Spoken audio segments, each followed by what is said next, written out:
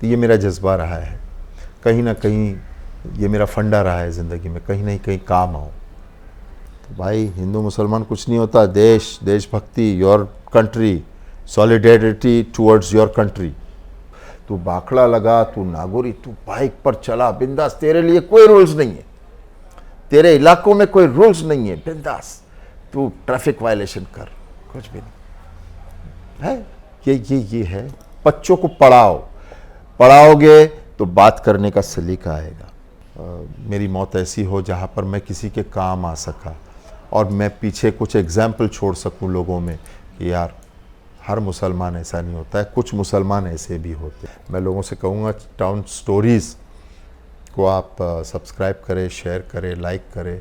Town stories के talk show में जिस तरीके से आप एक फैमिली के मेंबर बन चुके हैं, तो हम ये बोलने का थोड़ा सा हक रखते हैं कि अभी जैसे जैसे प्रोग्राम बढ़ रहे हैं तो उसी तरीके से उसके लिए फ़ंड भी बढ़ रहे हैं। तो हमने एक पैट्रनाइज चैनल चालू किया है जिसमें आपको लिंक नीचे डिस्क्रिप्शन में दिया गया है। उसमें आप चैनल को अगर सपोर्ट करते हैं, चाहते हैं कि इसी में और ज़्यादा से ज़्यादा वीडियो अपलोड हो, तो आप उसमें सपोर्ट कीजिए।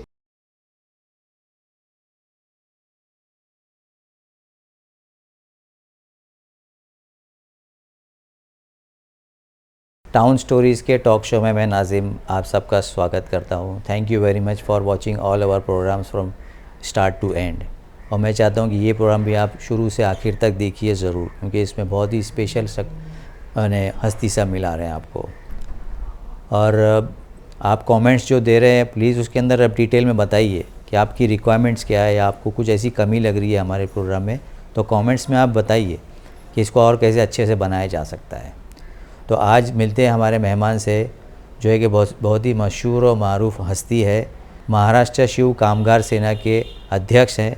ख़ास करके जो लेबर्स के जो मसले होते हैं वो उसके अंदर बढ़ चढ़ कर हिस्सा लेते हैं और उसको सॉल्व करते हैं। और बहुत ही जानी मानी हस्ती है और हम लोग प्यार से उनको खालिद मामू बोलते हैं। तो मिलते हैं खालिद मामू से आज हमारे प्रोग्राम में। नमस्कार, जय हिंद, जय महाराष्ट्र, अस्सलाम वालेकुम रहमतुल्लाहि व बरकातुहू। खालिद मामू, हमारे देखने वालों को बताइए अपने बारे में इन शॉर्ट कि आप इस खिदमत के जो वो ओहदे पे कैसे पहुँचे और किस तरीके से आपका यानी विचार और आपकी जो मेहनत है उसके बारे में कुछ बताइए। नमस्कार, जय हिंद, जय महाराष्ट्र, अस्सलाम वालेकुम रहमतुल्लाहि व बरकातुहू। मेरा नाम खालिद मामू है। मेरे वीडियोस आप देखते हो, काफ़ी वायरल होते हैं, काफ़ी बात होती है। देखिए, मैं एज अ मुस्लिम जो भी बात करता हूँ, जो भी काम करता हूँ, उस strictly on the basis of अशहदु अल्ला इलाहा इल्लल्लाह मुहम्मद रसूलुल्लाह। I work only for God.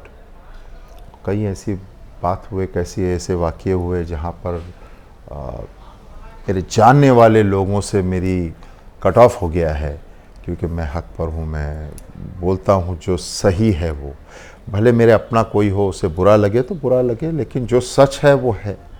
बहुत सारी ऐसी बातें हैं, तो इसीलिए लोग मुझे पसंद करते हैं। अल्लाह जाने क्यों, मैं नहीं जानता हूँ, लेकिन वो मुझे पसंद करते हैं। कई लोग ऐसा बोलते हैं कि ये आप हमारे दिल की और हमारे दिमाग की बात बोल रहे हैं। जो बोलने से लोग कतराते, चाहे वो अंडरवर्ल्ड के ख़िलाफ़ हो, चाहे वो गवर्नमेंट के किसी अधिकारी के ख़िलाफ़ हो, किसी एमएलए के ख़िलाफ़ हो, किसी पॉलिटिकल पार्टी के ख़िलाफ़ हो। मैंने जैसे कहा, आई वर्क फॉर गॉड। आप गॉड को जो नाम देना है दे दीजिए, अल्लाह, भगवान, Jesus. I work for God, I work for humanity, इंसानियत के लिए। और जो लोगों की आवाज़ दबी कुचली है, मैं उनके लिए आवाज़ उठाता हूँ। चाहे वो उसका अंजाम, मैं अंजाम की परवाह नहीं करता कि भाई अंडरवर्ल्ड का है, छोटा शकील का आदमी है, राजन का आदमी है, किसका आदमी है, वो एमएलए है, वो आईपीएस ऑफिसर है। नहीं, गलत है तो गलत है। I will raise my voice and it is my rights as per the constitution. You know, मेरा हक है, मेरा संविधानी हक है कि मैं आवाज़ उठाऊं और बताऊं। अंजाम उसके हाथ में है, बंदे के हाथ में कुछ नहीं। काफ़ी लोग मुझे पूछते हैं, अरे खालिद मामू, आपने वो हनीफ एमडी के बारे में बनाया है वीडियो, वो छोटा शकील का है, न्यूज़पेपर बोलता है, वो बहुत डेंजर है, वो ऐसा है, आपको डर नहीं लगता? मेरी ज़िंदगी, मेरी मौत ना छोटा शकील के हाथ में है, ना किसी पुलिस वाले के हाथ में, ना एमएलए, ना मिनिस्टर के हाथ में। मुझे जो अच्छा होना है, बुरा होना है, मरना है, जीना है, सब अल्लाह के हाथ में है। लेकिन जब तक जीऊँगा मैं, इंशाअल्लाह मरते दम तक, आखिरी सांस तक, इंशाअल्लाह मैं जो सही तरीके से एक हक़ की आवाज़ बनकर जीऊँगा। डर कर दब कर नहीं, डर सिर्फ अल्लाह का, इज़्ज़त सबकी, डर सिर्फ मेरे अल्लाह का। तो this is the way I live my life. Khalid मामू, हमारे देखने वालों को बताइए कि हमारा संविधान जो है, इंडियन कॉन्स्टिट्यूशन, वो हर एक के लिए इक्वल राइट्स बताता है। हर एक जो रहने वाले हैं हिंदुस्तान में, सबका हक और सबकी राइट सेम है। लेकिन ऐसा देखने में आ रहा है कि एक ही कम्युनिटी के ऊपर ज़्यादा दबाव और टारगेट किया जा रहा है। ऐसा क्यों हो रहा है? और उसी कम्युनिटी को जो है बार बार टारगेट कर करके उनको एकदम बदनाम कर दिया गया है। तो ये इसके बारे में कुछ बताइए हमें।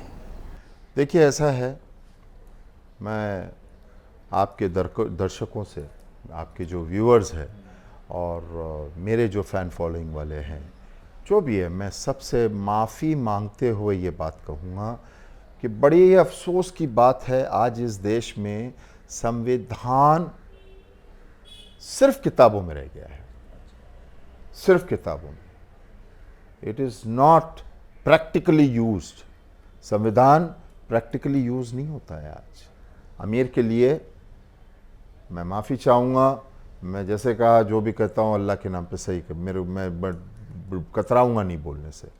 चाहे वो पुलिस स्टेशन हो, या हम सब जानते हैं, लेकिन बोलने से सब डरते। चाहे वो पुलिस स्टेशन हो या कोई गवर्नमेंट ऑफिस हो, और हक और हुकूक, एक इंसान के राइट्स, सिविल राइट्स, जो संविधान के, आप कॉन्स्टिट्यूशन अगर पढ़ोगे तो क्या राइट्स दिया है डॉक्टर बाबा साहेब अम्बेडकर साहब ने, कहाँ ये प्रैक्टिकली यूज़ होता है आज? कहाँ?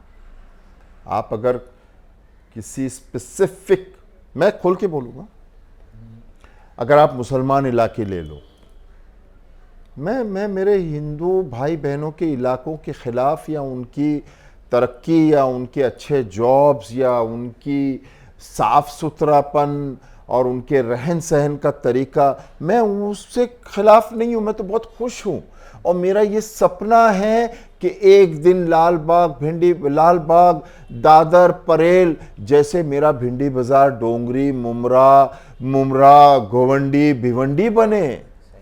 एक दिन मैं चाहता हूं कि मैं गाड़ी ले, आप यकीन मानिए मेरे आंखों में छुपे हुए आंसू है, और मैं इस बात की गवाही, अशहदु अल्ला इलाहा इल्लल्लाह मुहम्मद रसूलुल्लाह। दिस इज़ नॉट बिकॉज कि मैं इंटरव्यू दे रहा हूँ तो मैं ड्रामा कर रहा हूँ, एक्टिंग कर रहा हूँ।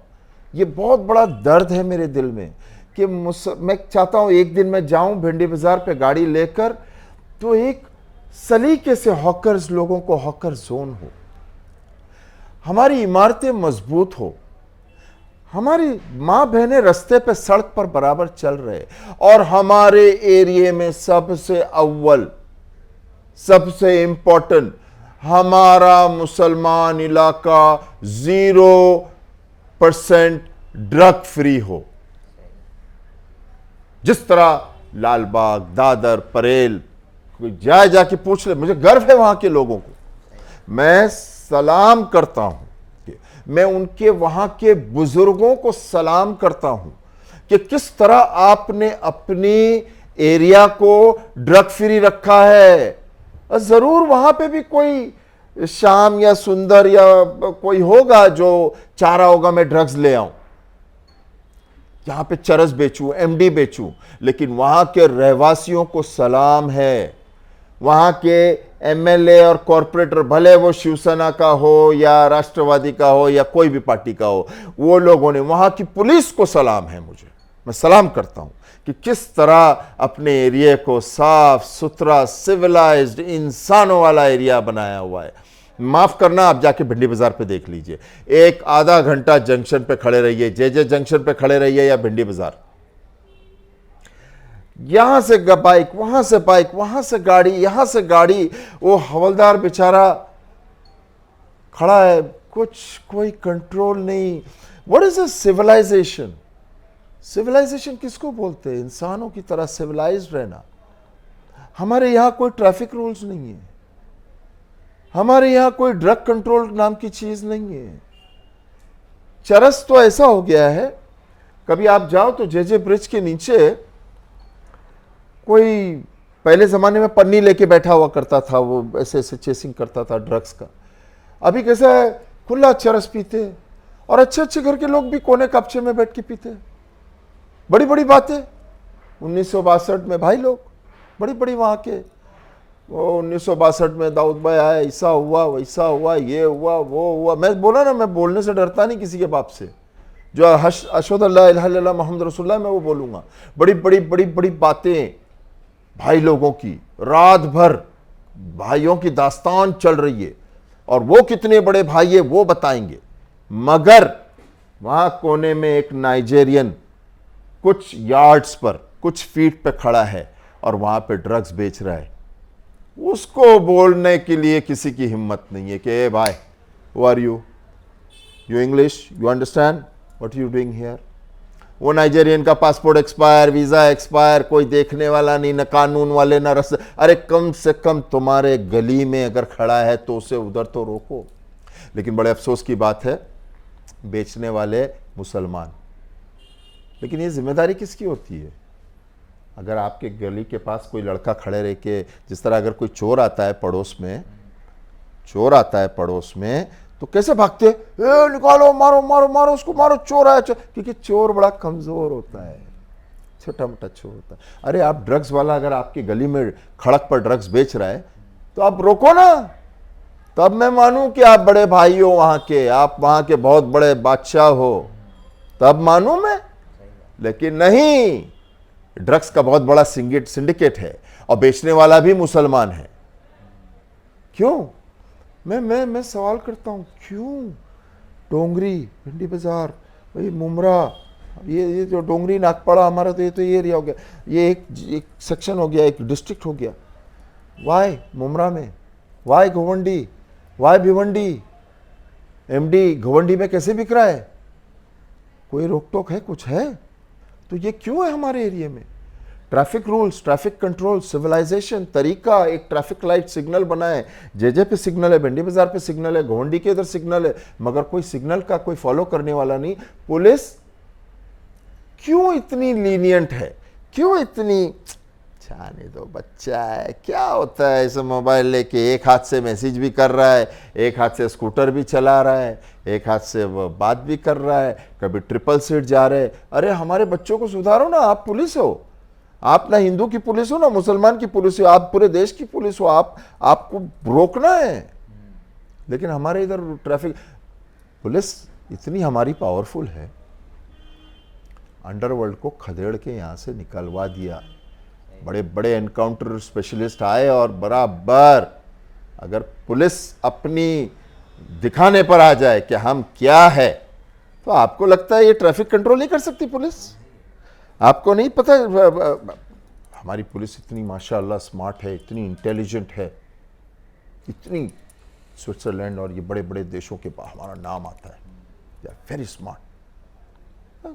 एक ब्लास्ट होता है, हमारी पुलिस इतनी इंटेलिजेंट, मैं सलाम करता हूं हमारे डिपार्टमेंट को, वो तुरंत पता निकाल देती है कि सामने वाले का रिश्तेदार कौन था, वो कपड़े क्या पहना था, अंदर का उसका अंडरगारमेंट्स क्या था, वो भी बता देंगे। वो उससे 2 दिन पहले कहाँ था, 3 दिन। लेकिन बड़ा ही अफसोस होता है कि हमारे इलाकों में ड्रग्स बिकता है, ये यहाँ की इंटेलिजेंस क्यों फेल हो जाती है? हमारे मुसलमान इलाकों में क्यों? आपको ऐसा लगता होगा कि खालिद मामू सिर्फ मुसलमान मुसलमान मुसलमान, हर, आपने ये इंटरव्यू शुरू होने से पहले मुझे पूछा था कि खालिद मामू आप सिर्फ मुस्लिम मुस्लिम मुस्लिम क्यों करते हो? You are a leader for everybody, also for the Hindus.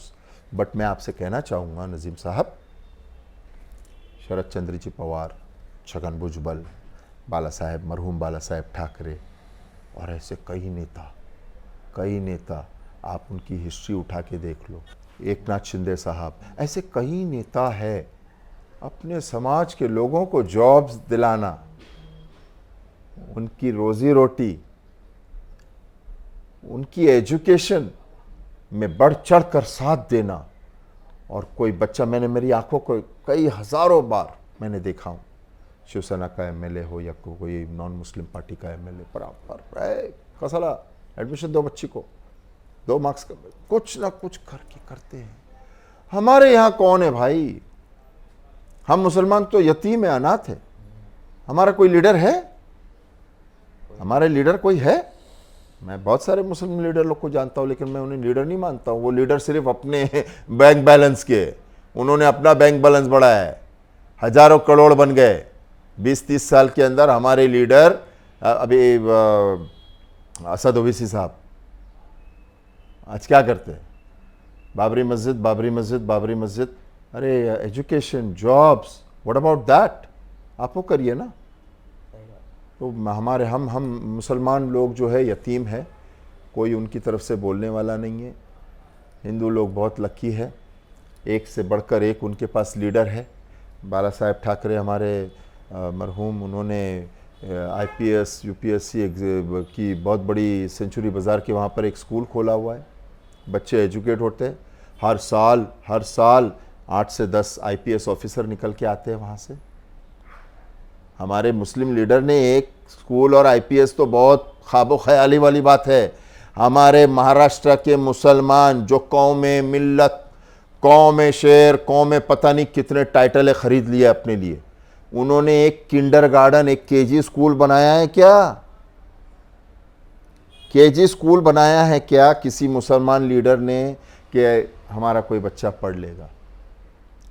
चुटकी भर का काम है उनके लिए। हज़ारों करोड़, उनके घरों के नीचे 1.5 2 करोड़ की तो खाली एक गाड़ी खड़े रहती है। एक नहीं, में से 4-5 खड़े रहती है। 5-7 करोड़ की तो गाड़ियां हैं घर के नीचे। लेकिन क्या उन्होंने कभी हमारे भिवंडी, गोवंडी, मोहम्मद अली रोड, भेंडी बाज़ार, वहाँ पर एक फ्री एजुकेशन वाला कोई छोटा सा स्कूल बनाया है बच्चों का? नहीं। कोई मुसलमान जॉब फेयर्स लगाता है? लीडर, कोई भी लीडर ले लो, एमएलए, जॉब फेयर्स लगाता है? नहीं लगाता है। क्यों नहीं लगाता है? जॉब्स दिला दूंगा तो मेरे पीछे भाई भाई बोल के चलने वाले किधर जाएंगे? अभी मैं जॉब दिला दूं तो ये जो मेरे पीछे पीछे भाई भाई भाई भाई भाई करते हैं, ये कहां जाएंगे? कुछ नहीं। शाम को जाओ शादी में, कोई फंक्शन में शॉल ओढ़ो, मुर्गी तोड़ो, फोटो लो, बड़ी बड़ी बातें करो। प्रैक्टिकल क्या है मुस्लिम लीडर्स का? What is practical about Muslim leaders? Zero. मुझे खाली एक एजुकेशन सेंटर कोई मुसलमान लीडर बता दे, मैं किसी का नाम नहीं लेना चाहता हूँ, सब जानते हैं मुझे, और मुझसे सवाल करेंगे तो मैं उनसे पूछ लूंगा कि भाई आप ही बताइए ना मुझे, आप मुझे एक बता दीजिए, कोई एक स्कूल आपने बनाया हो। वो आपने एमपी, यूपी, झारखंड कहाँ बनाया, मुझे उससे लेना देना नहीं। आप इस यहाँ पर क्या करें आप? हम लोग यतीम हैं, हम लोग अनाथ हैं मुसलमान। कि मसले तो है, और ज़रूर जब मसले होंगे तो उसका सॉल्यूशन भी होगा। तो आपने भी कुछ ना कुछ इसके लिए बारे में सोचे होंगे कि ये कैसे सॉल्व हो सकता है, ये सॉल्यूशन क्या है इसका, तो उसके बारे में बताइए। देखिए, इसका सॉल्यूशन बहुत सिंपल है। माफ़ करना, with all due respect to our Muslim leaders, sorry, hopeless is the word I can use. Hopeless. आपने इतने सालों में किसी मुसलमान लीडर ने कुछ खास किया नहीं, सिवाय अपने बैंक बैलेंस को बढ़ाना और अपने मतलब 7 पीढ़ी खा सकती है बैठकर, इतना पैसा कमा लिए। सवाल ये है solution. Solution is very simple. आप और हम खुद जिम्मेदारी उठाएं। जिस तरह आप अपने बच्चे की स्कूल फ़ीस भरते हैं, मैं मेरी बच्चों की स्कूल फ़ीस भरता हूँ, उसी तरह हम हमारे इलाकों में कोई एक बच्चा स्पॉन्सर करे। मेरे इलाके में मैंने तो माशाल्लाह काफ़ी बच्चों को स्पॉन्सर किया हूँ कि पढ़ ले, और ख़ासकर मैंने ऐसा नहीं कि ओनली मुस्लिम्स, नॉन मुस्लिम्स बच्चे हैं उनकी भी सालाना फ़ीस भरता हूँ मैं। क्यों? कल वो बड़ा चढ़ के इंशाअल्लाह अगर वकील बन गया तो ज़िंदगी में कहीं पर बैठा हो और कोई अगर बोल दे कि अरे मुसलमान ऐसा वैसा कुछ, तो बोलेगा ये भाई, कोई खालिद मामू करके था, मर गया, 5-8 साल हो गया मर के उसको, लेकिन यार मेरी फ़ीस उसने भरा था। तो हर मुसलमान ना आतंकवादी होता है ना बुरा होता है। तो हमारी सॉल्यूशन ये है कि हम अपने अपने इलाकों में, मैं इस वीडियो के माध्यम से आपसे कहना चाहूँगा, अपने अपने इलाकों में आप कोई बच्चा देखे, चाहे वो हिंदू हो या मुसलमान या क्रिश्चियन या किसी धर्म का, ठीक है, हमारे मुसलमानों को ज़रूरत ज़्यादा है, जैसे कि कहा वो फैसिलिटी हमको नहीं मिलती है जो मिलना चाहिए। तो अपने इलाकों में हम बच्चों की जिम्मेदारी लें। मैं नहीं बोलता हूँ 10 बच्चे 15 बच्चे, कम से कम एक बच्चा। आप जानते हैं मुसलमान कम्युनिटी में ऐसे ऐसे अमीर ज़्यादा लोग पड़े हैं जो एक नहीं सालाना 100 बच्चों को भी देंगे तो उनको फ़र्क नहीं पड़ेगा। तो मैं ऐसे लोगों से भी अपील करूँगा, और जो मीडियम है कि एक बच्चा, यूँ समझो कि ये एक बच्चा गोद लिया हुआ है आपका, और उस बच्चे को आप एजुकेट करो मुस्लिम कम्युनिटी में, डोंगरी, भिंडी बाज़ार, मुमरा, घुमंडी, वहाँ पर, ताकि क्योंकि हमारे में प्रॉब्लम ये है कि एजुकेटेड नहीं है तो अवेयरनेस नहीं है। बड़ा हुआ क्या करना है, बाकड़ा लगा दे। उसमें हमारे जो अधिकारी है, चाहे वो बीएमसी के हो, पुलिस के हो, बहुत बहुत मदद करते हैं, बहुत मदद करते हैं। मैं बहुत शुक्रिया अदा करूँगा, कितना मदद करते हैं कि अरे बेटा तू फुटपाथ पे नहीं, अभी तू रास्ते पे लगा ले, मगर तू लगा, तू बाकड़ा लगा, तू बाकड़ा लगा, तेरा बेटा भी बाकड़ा लगाएगा।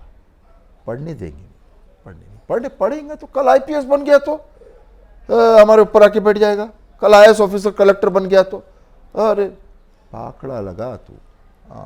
तेरे को नागौरी दिया है, रात भर वहाँ खड़े रहे, नागौरी दिया है, रात भर खड़े रहेगा तू बाकड़ा लगा, तू नागौरी, तू बाइक पर चला बिंदास, तेरे लिए कोई रूल्स नहीं है, तेरे इलाकों में कोई रूल्स नहीं है, बिंदास तू ट्रैफिक वायलेशन कर, कुछ भी नहीं है। ये है, बच्चों को पढ़ाओगे तो बात करने का सलीका आएगा। Education is a key to the life, हर चीज़ एजुकेशन से होती है। हमारे बच्चों को पढ़ाएं। खालिद मामू, हमारे देखने वालों को बताइए कि 26/11 के वक्त जब हमला हुआ आतंकवादियों का, तो आप मिलिट्री के साथ में अकेले उस जगह पे, मैं वर्ड यूज़ नहीं करना चाहता हूँ, घुस गए या चले गए, तो ये जो जज्बा था आपका वो क्या था, उसके पीछे क्या सोच थी आपकी? 26/11 के टाइम ऐसा था, अचानक फायरिंग वायरिंग होने लगी, सब फ़ोन वोन मेरे बजने लगे कि भाई बहुत कुलाबा में फायरिंग हो रही है। मैं कुलाबा का रहने वाला हूँ, और तुरंत मैं वहाँ पहुँचा। रात के वक्त का बता रहा हूँ, रात को देखा तो लियोपोल्ड का, तो ये जो आतंकवादी थे, अच्छा अजमल कसाब वगैरह, ये लोग सब कहीं और चले गए, लेकिन नरीमन हाउस, तो मैं वहाँ पर, मेरे घर से मुश्किल से 10-11 बिल्डिंग छोड़कर आती है वो बिल्डिंग।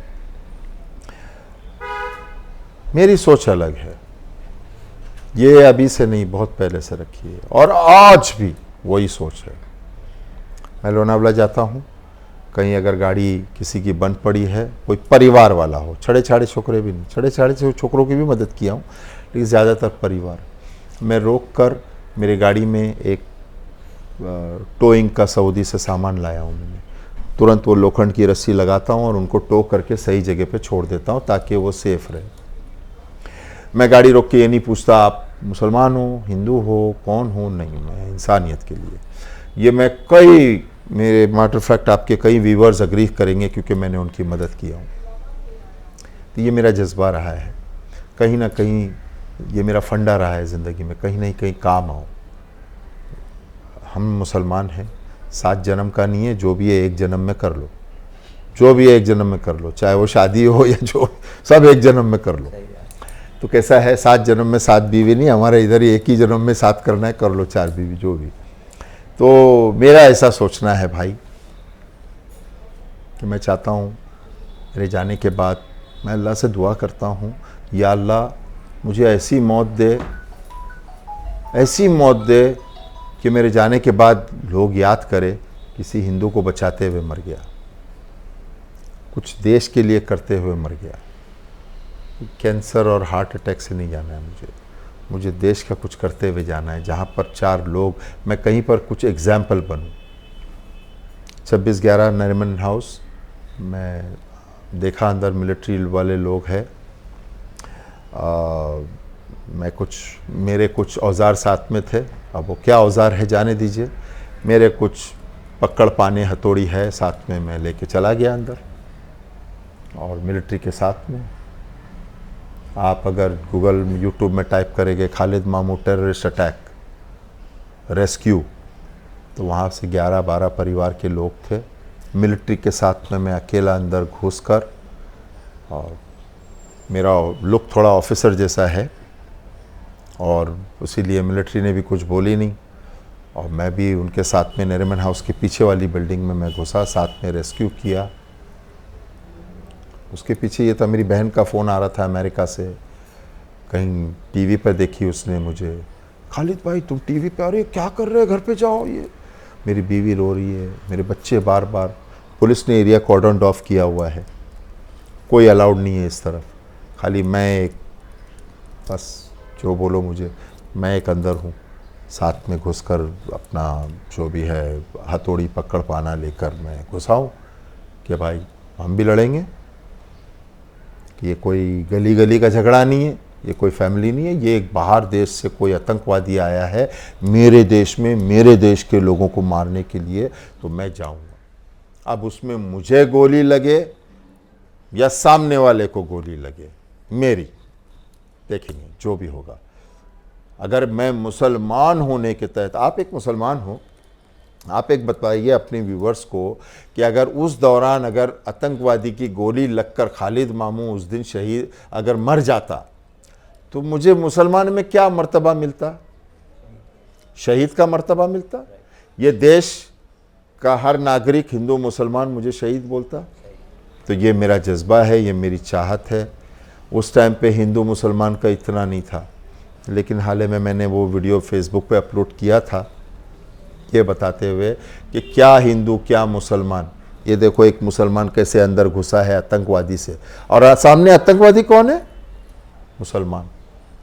तो भाई हिंदू मुसलमान कुछ नहीं होता, देश, देशभक्ति, your country, solidarity towards your country, बस यही है। तो ये मेरे देश का, ये मेरा जज्बा है कि अल्लाह ना करे कहीं पे कोई ऐसा हादसा हो, वाक़या हो, सबसे पहले मैं मेरी जान आगे रखूँगा, ताकि मरना तो सबको है, किसी को अच्छे से, किसी को कैंसर, हार्ट से। तो मैं चाहता हूँ, अल्लाह से दुआ करता हूँ, अल्लाह ताला मेरी मौत ऐसी हो जहाँ पर मैं किसी के काम आ सका, और मैं पीछे कुछ एग्जाम्पल छोड़ सकूँ लोगों में कि यार हर मुसलमान ऐसा नहीं होता है, कुछ मुसलमान ऐसे भी होते हैं। बस वो मैं मौका ढूंढता हूँ। अल्लाह कबूल करे मेरी बातों को। बस खालिद मामू, हमारे देखने वालों को बताइए कि ऐसा कोई काम, ऐसी कोई खिदमत जो आप अपने कम्युनिटी के लिए करना चाहते हैं, जो जेन्युइन है, और आपको उस खिदमत के लिए रोका जा रहा है या आपके ऊपर कहीं फोर्स आ रहा है, और तो आप उसको कैसे हैंडल करते हैं? मेरा काम कुछ मुख्तलिफ सा है, पता नहीं अल्लाह ने शायद मुझे उसे लिए उतारा है, पता नहीं। गवर्नमेंट रिलेटेड काम तो मैं ज़्यादा नहीं करता हूँ कि ये जैसे मंत्रालय हुआ, ये हुआ, मैं उसमें नहीं करता हूँ। हाँ, अलबत्ता मेरा मेन काम ये है कि किसी को हक दिलाना। जहाँ पे कोई जुल्म है, चाहे वो किसी करप्ट पुलिस ऑफिसर का हो या किसी अंडरवर्ल्ड टाइप का आदमी हो, किसी का फ्लैट खा गया, किसी का कुछ खा गया, तो मैटर फैक्ट मुझे जो आईपीएस ऑफिसर्स है, मैटर फैक्ट उन्होंने मेरे साथ कोऑपरेट किया है। जब मैंने बंदे को ले जाके कमिश्नर साहब के पास बिठाया या डीसीपी साहब या एडिशनल साहब के पास बिठाया कि देखिए साहब ये है, ये तो गलत बात है, ये ऐसा है, फलाना अंडरवर्ल्ड का आदमी है, या ऐसा है वैसा है, विथ प्रूफ एंड एविडेंस। मैं कभी भी विदाउट पेपर वर्क बात नहीं करता हूँ, विथ एविडेंस, ताकि कोई मुझ पर ये ना बोले कि आप आरोप लगा रहे हो, नहीं। तो कैसा है, हाँ कभी कभार कोई एमएलए का फ़ोन आ जाता है, तो जैसे कि एक छोटा सा वाक़या बताऊंगा मैं।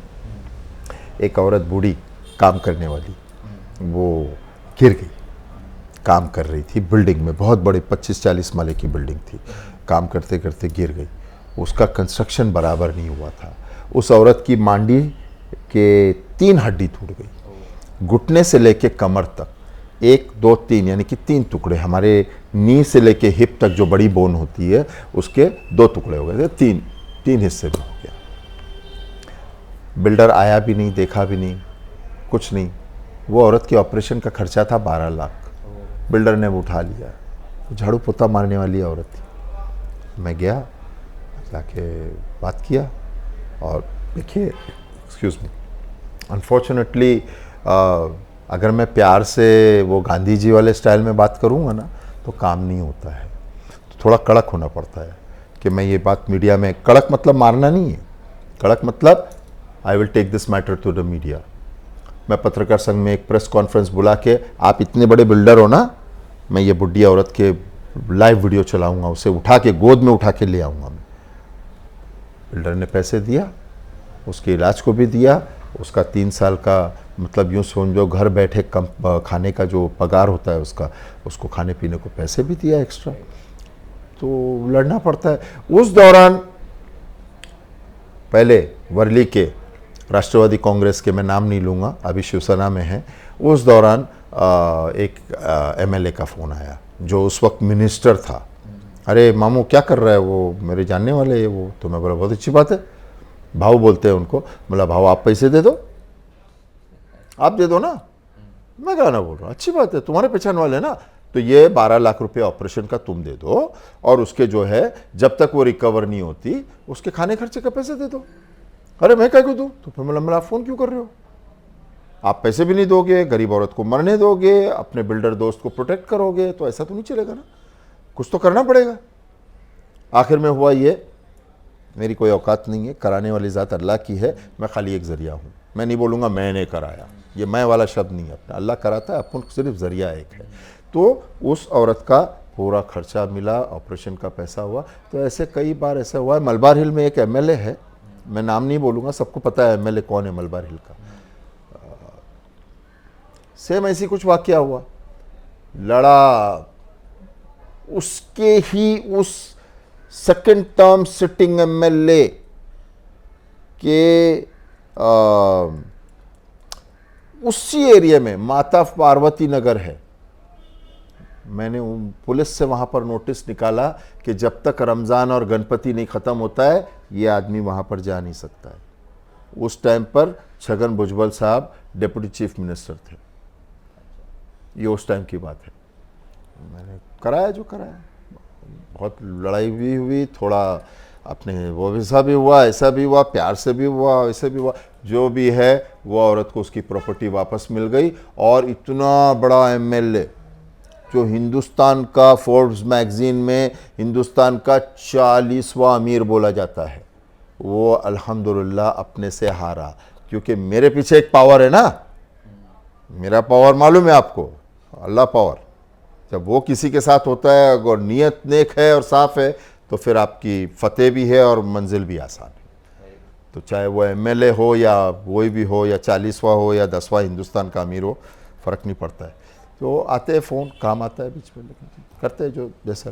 खालिद मामू, हमारे देखने वालों को बताइए कि नॉर्मली यूथ को तो हम एडवाइस देते रहते हैं कि आप ऐसा मत कीजिए या वैसा मत कीजिए, आप मैसेज भी करते रहते हैं, सुधारने की कोशिश भी करते रहते हैं। तो क्या यूथ से भी हम कुछ सीखते हैं, और जो हम सीखते हैं तो क्या हम उसे उन्हें वो चीज़ वापस लौटाते हैं क्या? ये बताइए हमारे देखने वालों को। हमारे जो यूथ है, हमें यूथ से सीखना होगा। आज ये जो हिंदू मुस्लिम सीए एनआरसी, ये सारी चीज़ों पे ये आज ज़्यादा कौन इस पर डिस्कस करता है और कौन ध्यान देता है? ये जो अबव 30 के लोग हैं जो मेच्योर्ड हो गए, अरे हिंदुत्व नहीं, इस्लाम, जय श्री राम और अल्लाह अकबर, ये हमारे मेच्योर्ड लोगों में ही है। मैं जिस जिम में जाता हूँ, यहीं नज़दीक एक जिम है रेडियो क्लब के पास, वहाँ पर हिंदू भी है मुसलमान भी है। मैं देख के खड़े रहता हूँ, मुसलमान छोकरे और हिंदू छोकरे क्या प्यार मोहब्बत से एक्सरसाइज करते हैं साथ में, एकदम कुछ नहीं, हंसी मजाक, क्या बात बताऊँ मैं आपको, देख के दिल को खुशी होती है। आज अगर आप कॉलेज में चले जाओ, देयर इज़ नो, ये सब गार्बेज है, कचरा है, ये हिंदू मुस्लिम हिंदुत्व है, वो ना, कुछ भी नहीं है। ये सब वो लोगों के लिए कचरा टॉपिक है। उनके लिए ये मेरा दोस्त है, इसका नाम सलीम है, उसके लिए ये कि ये मेरा दोस्त है, इसका नाम शाम है, मेरा जिगरी दोस्त है। अब मुझे देख लो ना, मेरे जिगरी दोस्त जिन पे मैं अगर रात को 3 बजे अल्लाह ना करे कोई प्रॉब्लम आ जाए तो हिंदू है। मेरा वकील जो सबसे ट्रस्टेड वकील है, वो हिंदू है मुसलमान भी है।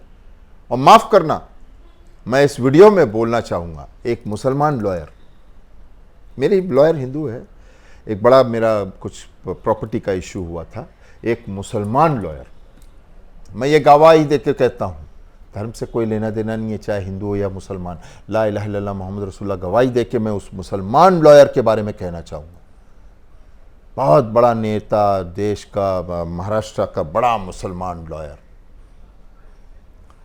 मैंने एक प्रॉपर्टी का केस लिया, मैंने बोला यार बड़ा लॉयर लूँगा मैं, 3 लाख रुपया मुझसे लिया, मुसलमान 3 लाख लिया मुझसे। 2 साल एक पेपर उसने कोर्ट में नहीं डाला। प्रॉपर्टी का मैटर है, मेरी प्रॉपर्टी है। 2 साल हो गए। 2 साल के बाद में मैं गया, स्ट्रिक्टली बोला भाई आप क्या कर रहे हो, और बहुत बड़ा लॉयर है मुसलमान कम्युनिटी का, गिनती के 2-3 आते, एक है उसमें से। 3 लाख दिया मैंने उसको।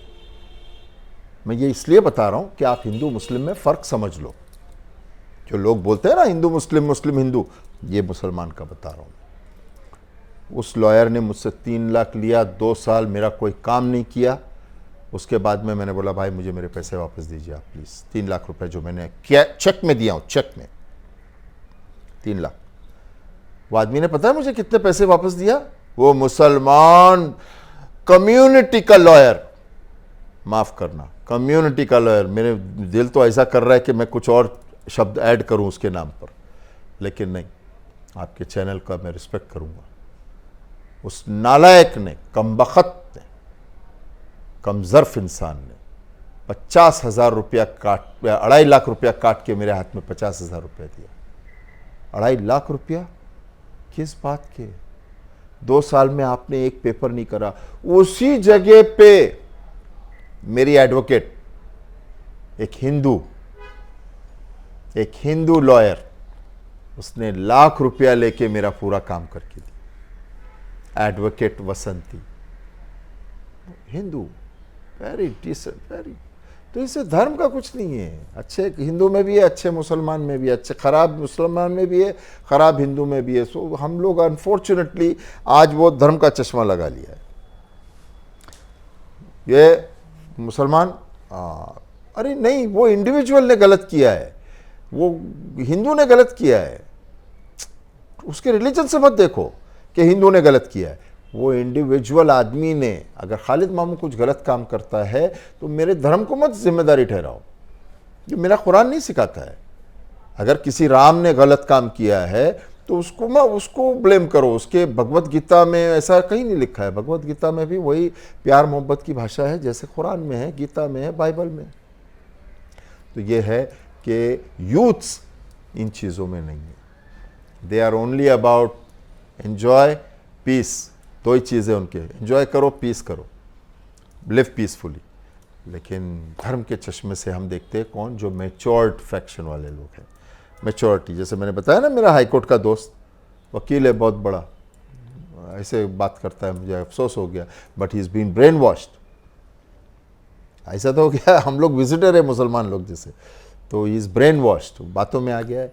ऐसे मेरे मुसलमान दोस्त लोग भी है जो भाई बहुत स्ट्रिक्ट कट्टर मुसलमान है। नहीं भाई अपन तो जिहाद करेंगे। अरे हमला भाई, क्या जिहाद, क्या बात करते हो तुम? है भिंडी बाजार डोंगरी पे, ये पायदूनी हरी गली में बैठे भाई, अपन तो अपने बेटे को भी तैयार कर दिए। क्या जिहाद? जब काम पड़ता है तो सावंत और जादव, तब जिहाद नहीं है। भाई ऐसा कुछ हुआ तो अपन तो तैयार है। किस बात के तैयार है तुम? प्यार से रहो, कुछ अच्छा काम करो देश में, ताकि मरने के बाद में तुमको याद किया जाए, हिंदू भी याद करे, मुसलमान भी याद करे कि तुम एक अच्छे नेक इंसान थे, कुछ कौम के लिए भला गएंगे। कि इंग्लिश में कहावत है, ask not what your country has done for you, ask not what your country has done for you, ask your self what have you done for your country. आपने अपने देश के लिए क्या किया है? देश ने मेरे लिए क्या किया? मैं क्यों सवाल करूं? मैंने क्या किया हूं एज अ खालिद मामू? This is what it is. Town stories के लिए मैं लोगों से, मेरे भी कुछ 3-4 लाख फॉलोअर्स है, फ़ैन फॉलोइंग्स है। मैं आपसे गुजारिश करूँगा कि ऐसे चैनल्स, टाउन स्टोरीज़ जैसे चैनल्स को आप सब्सक्राइब करें, शेयर करें, क्योंकि ये सही, मैं ये आपके मुंह पे नहीं कह रहा हूँ। आज अनफॉर्चुनेटली हमारे इधर बहुत सारे व्हाट्सएप पे न्यूज़ चैनल खुले हुए, हर कोई दूसरा आदमी देखो तो क्या है भाई न्यूज़ एडिटर हूँ, खाली व्हाट्सएप पे एक व्हाट्सएप ऐप डाउनलोड कर लिया, कोई एक अच्छा खासा नाम दे दिया उसको, बस क्या हुआ भाई मेरा न्यूज़ चैनल चलता है। ना वो रजिस्टर्ड है, और उनका काम क्या होता है, ये टाउन स्टोरीज़ नहीं करता है, ये मुझे बहुत पसंद है। और वो क्या नहीं करता है टाउन स्टोरीज़ सुबह दोपहर शाम लोकल एमएलए के कहाँ पर फोड़ी आ गई है, कहाँ पर कब्जियत हो गई है उनको। हैदराबाद का एक नेता आया है, 10-11 हज़ार रुपये एनवलप भेज देता है लोकल व्हाट्सएप न्यूज़ वालों को, बस वो भाई आए थे, भाई को कब्जियत हो गई, तबीयत नासाज है, ये हो गया वो हो गया, भाई यहाँ गए भाई वहाँ गए, बस वो 11,000 रुपया, वो बस वो जैसे पे फोन का कार्ड कैसा रहता है, 11,000 रुपया वो जितना यूज़ करेंगे वो ख़त्म हो गया, फिर वापस रिचार्ज करो उसको। तो वो जब भी, तो हम ये है कि टाउन स्टोरीज़ का मैं बहुत शुक्रगुजार हूँ, जो टाउन स्टोरीज़ सही फैक्चुअल अच्छे लोगों को पकड़ के, मैं सिर्फ ये नहीं बोल रहा हूँ जस्ट बिकॉज आपने मेरा इंटरव्यू किया, आप मेरे से पहले मैंने देखा यूसुफ अबरानी साहब का आपने इंटरव्यू किया, बहुत इंटेलेक्चुअल, बहुत यानी कि ग्रास रूट वर्कर लोग को आप उनसे इंटरव्यू करते हो और समाज में आप बदलाव लाना चाहते हो। ये मैंने पहला, आज यकीन मानिए मेरी एक बहुत इंपॉर्टेंट मीटिंग थी, लेकिन मैंने उसको एक्सटेंड करके पहले ये कंटिन्यू रखा, क्योंकि मुझे पता है आप लोगों को तक का एक समाज में एक अच्छा मैसेज पहुंचाओगे लोगों के ज़रिए, और मेरे भी मैसेज को आपने पहुंचाया, बहुत धन्यवाद। मैं लोगों से कहूँगा टाउन स्टोरीज़ को आप सब्सक्राइब करें, शेयर करें, लाइक करें, और ऐसे चैनल्स, आप जैसे चैनल्स को प्रमोट करें।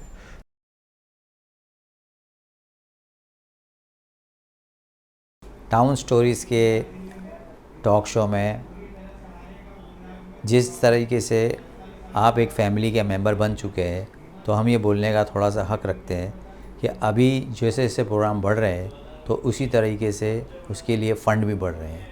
तो हमने एक पैटर्नाइज चैनल चालू किया है, जिसमें आपको लिंक नीचे डिस्क्रिप्शन में दिया गया है, उसमें आप चैनल को अगर सपोर्ट करते हैं, चाहते हैं कि इसी में और ज़्यादा से ज़्यादा वीडियो अपलोड हो, तो आप उसमें सपोर्ट कीजिए।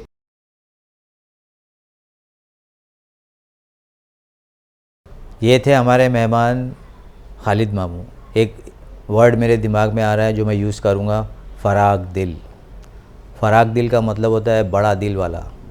तो ऐसे लोग बहुत कम हैं हमारे समाज में, और वो हमारे लिए बहुत अनमोल होते हैं। तो इसी तरीके से खालिद मामू जो है वो हमारे लिए बहुत अनमोल है, एक फ़राग दिल रखने वाले। मैं आप सब से गुजारिश करूँगा कि ऐसे कोई भी मसला जो आपको ऐसा लगता है कि ये सॉल्व नहीं हो रहा, और ये इस तरीके से मैं दबाया जा रहा हूँ, या मुझे कुछ मेरे पे प्रेशर आ रहा है, आप डायरेक्ट खालिद मामू के पास आ सकते हैं। ये आपके लिए अवेलेबल है हमेशा, 24 घंटे 24/7। मेरी बात को मार्क करना, ये अवेलेबल है। तो इसी तरीके से आप हमारे चैनल को लाइक कीजिए, सब्सक्राइब कीजिए, और मिलते हैं नेक्स्ट प्रोग्राम में। Thank you very much.